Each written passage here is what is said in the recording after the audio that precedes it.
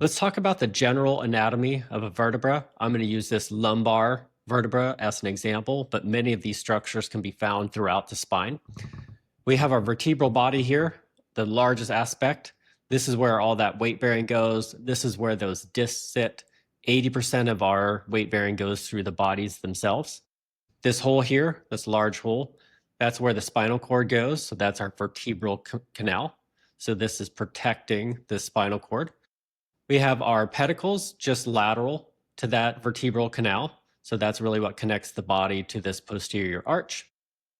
Between the pedicle and the spinous process, we'll have our lamina. So that's the posterior part of the arch here. And their spinous process. That's the most posterior aspect of our vertebra. That's what we're going to palpate if you're looking for L1, 2, 3, 4 going down the spine. Those are those spinous processes. We have our transverse processes on the lateral aspects. So again, attachment point for muscles, the most lateral parts of our vertebra.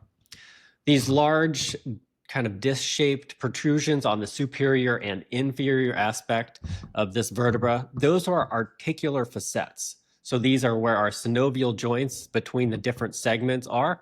So the superior facet, it's going to articulate with the segment above this vertebra. Our inferior facet, that's going to articulate with the segment below it. So those are our major structures that you're going to find throughout the spine. This is a lumbar example, but many of these you're going to find in cervical. You're going to find them in thoracic as well.